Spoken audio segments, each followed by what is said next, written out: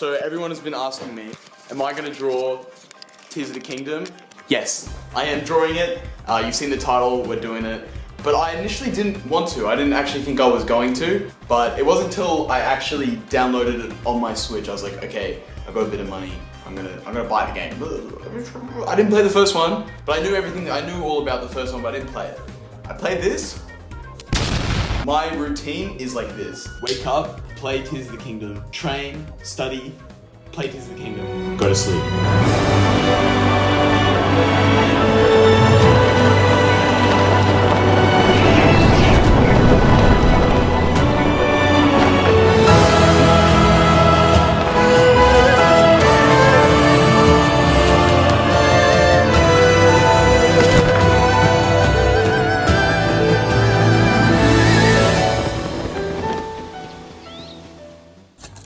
So before I begin, let's put down some basic ideas for the composition which I have in mind. I'll have Link walking forward, fresh into his new adventure. With the skies behind him, I want to use perspective here to really capture the scale of the game. But to do that, we're going to need to go back to the beginning.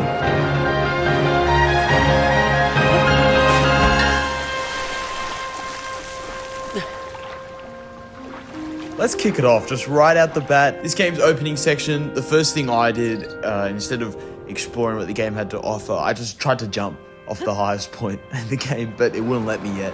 So I had to actually do what the game wanted me to do, which is actually interesting because that's what this game is kind of like the opposite of. It's about just complete freedom in this beautiful world, which I was so surprised was even running on this Switch, considering how it just looks so stunning. And that is what I wanted to really capture with my drawing. The first few hours completely surprised me with what I was thinking was going to be a normal tutorial where I'm like, this is where I'm going to put the game down. It was absolutely not like that at all. And it completely hooked me. I actually lost track of time in a tutorial, which is so weird. Just messing around with what this game has to offer and exploring these densely packed and beautiful environments of the Sky Isles, which they do what they need to do. They're up high in the sky and it automatically just feels incredibly grand and exciting. So that's the direction I wanted to take this illustration. But I don't want to just talk, I want to show you a bit more of what I'm talking about. When I was exploring and messing around, I was still dedicated to finding a way off those islands.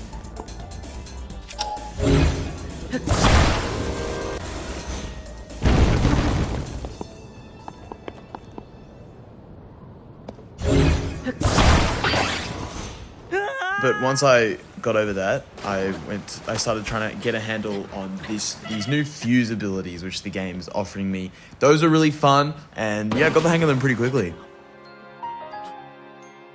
As an introductory hook, the game totally did what it needed to do. Look at these little details. You got a little like dispenser. You just chuck your things in, and you get these little Pokemon balls with little devices in it. That just tickles something in my simple brain. And made me very happy.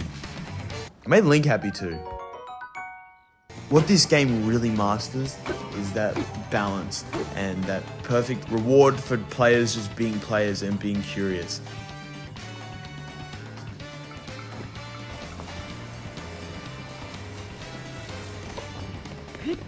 For example, the first time figuring out finally how to get this jet to move. It was not a jet, it's like a bird thing. And once I did, it was super exciting, and I had no idea that I was just scratching the surface of this type of stuff. And that opening hook was actually where I sort of began my process of filling in the colors for this piece, and it really helped me for establishing the atmosphere. And I was trying to do that through these nice like ambient warms and golden tones in the trees and the sun and the buildings, and then some cooler tones for the atmosphere, kind of like a reflection of those beautiful skyboxes when you're up in the Sky Islands. And that's what I was trying to mimic the look of here. You can see I tried to put in some sun rays, but I didn't quite like them. And I spent a lot of time rendering Link here, but can you blame me? He's just, look how majestic he is. And I was trying to push more of the background elements into the cooler tones. I added some clouds and then some flowing elements like some leaves blowing in the wind and some foreground grass, because I wanted to mimic that very flowy and very fluid art style of the game. And not only like in its art style, but also in just the gameplay. For example, I just found some dude and he wanted me to smack his bell. That sounded really wrong. With a creation made from these different pieces of materials. You know, I figured it out in the end.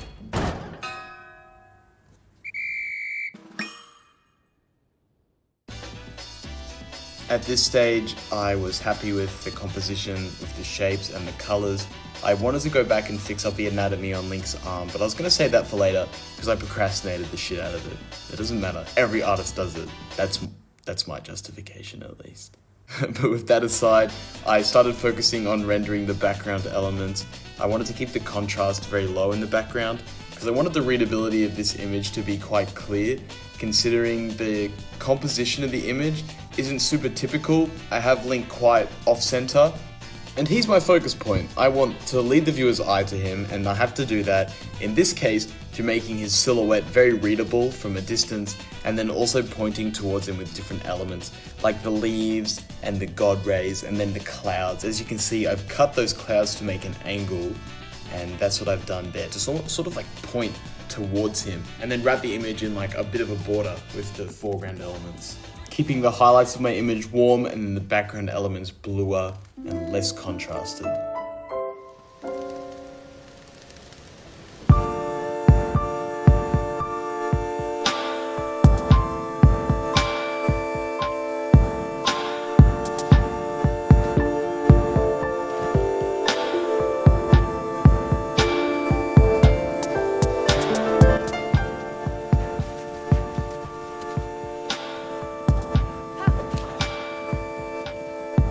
I think I'm going to come back to Tears of the Kingdom once I've finished the game and do another illustration to capture my feelings once I'm complete with it. What was so exciting and what also kind of came across in the final drawing was this sense of exploration and just creating your own memories. One that I really enjoyed, and I found this really early in the game, was I just found this village that was being ransacked by a bunch of pirates, and it was like a coastal village, and I'm a big sucker for that kind of aesthetic, and so I felt like it was my duty to kill these little moblins, but I was far too underleveled. So instead of coming back later, me being as stubborn as I am, decided, you know what, I'm going to go on my own side adventure. I'm going to get myself I'm going to build a mech. I'm going to blow these people up.